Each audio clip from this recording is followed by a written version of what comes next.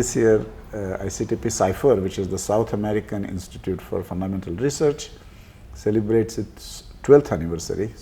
So ICTP incidentally celebrates the 60th anniversary, and I'm very happy that we are actually converging in celebration.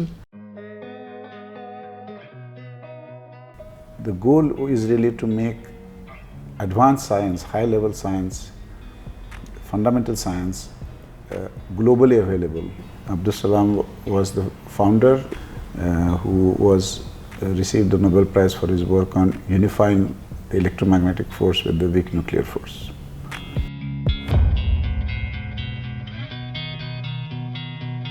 It's along the lines of the ICTP and Salam's vision that science should be the common heritage of all mankind, all should participate in it, and that in order to develop technology, you first have to develop basic science.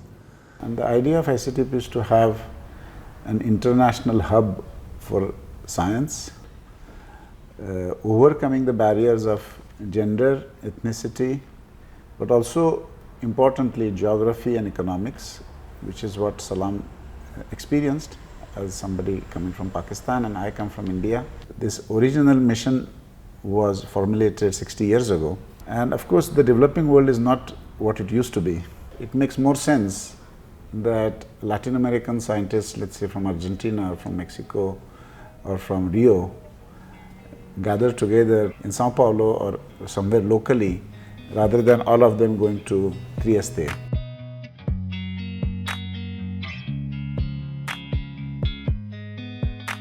I would say that ICTP CIFER now is the kind of resource that we didn't have when I was a student. And in particular, in my case, I was interested in theoretical physics. And for the kind of theoretical physics that I was excited about, I ended up going abroad. For me to be connected to ICTP CIFER in different ways and is an opportunity to give back to Latin America and to Argentina. That's where my education came from.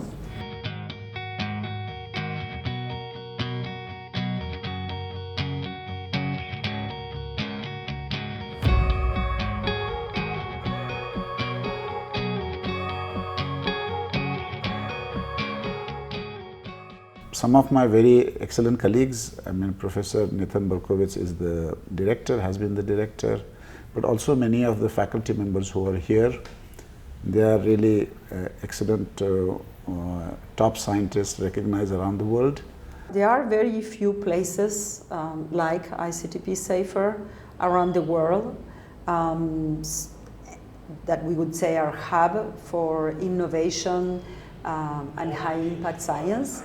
For example, the KITP in Santa Barbara, which is also a hub and a center for scientists to get together.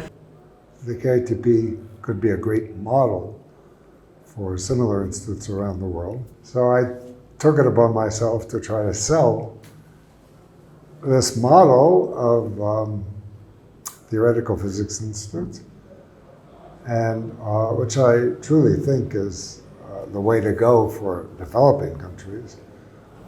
It's an inexpensive and easy way to get into frontier science. And these centers are important for the scientists, are super important for the young researchers, for the postdocs, and for the students.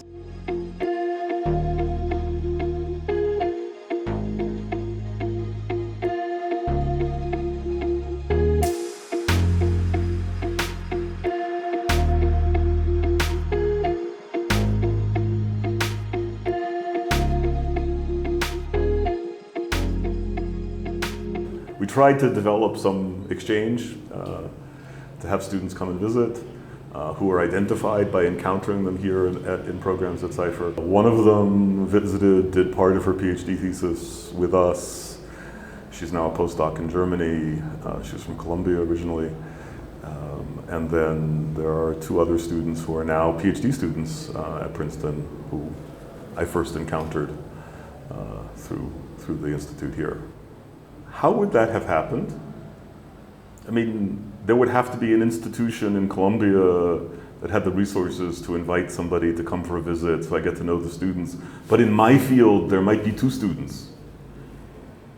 But the 2 students from Colombia and the 3 students from Venezuela and the 5 students from Chile and everything, they all show up here, right? And suddenly I'm talking to 50 or 100 students who are interested in things that I'm interested in and that my colleagues are interested in.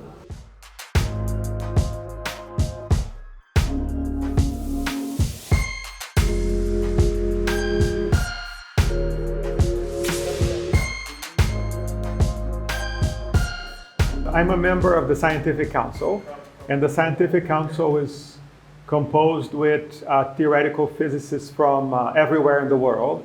A lot of people in the US, a lot of people in Europe, and I would say that all of us have some connection to Latin America. So many of us are originally from Latin America. Other people have, let's say, natural connections and interests in Latin America. Our job is to evaluate proposals for programs in schools and workshops. We try to balance the different topics that are proposed. We try to see how they fit within the ICTP SAFER schedule. So I would say that's probably our most important job.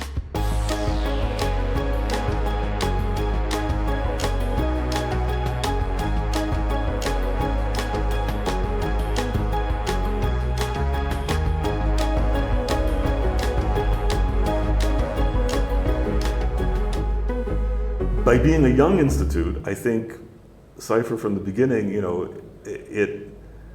it had a sense that maybe fundamental research or theoretical physics was a broader activity. And so there's always been experimentation with different areas.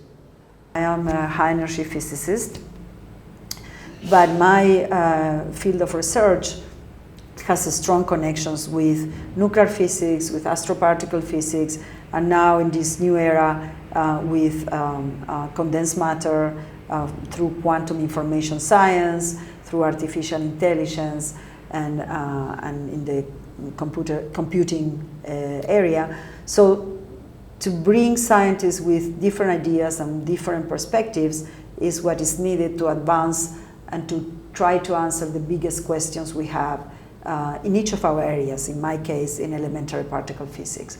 How important is also the areas of outreach and diversity. So these are 2 things that I think is crucial. The Institute is working towards that, and I'm sure they are making strong efforts. There is a lot to be done in Brazil, which is a very diverse nation, and so I think it's very important to be able to engage the different layers of society. And when I think about diversity, it can be geographically, gender-like, ethnicity, all over.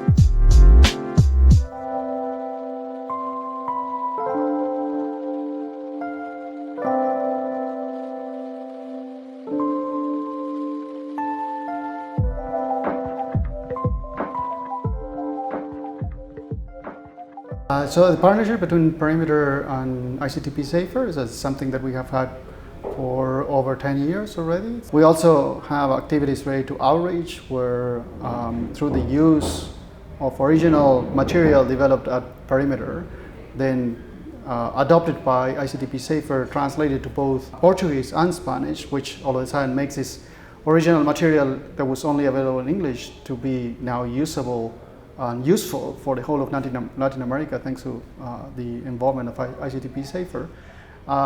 That allows us to immerse students at the high school level in kind of physics of the 21st century.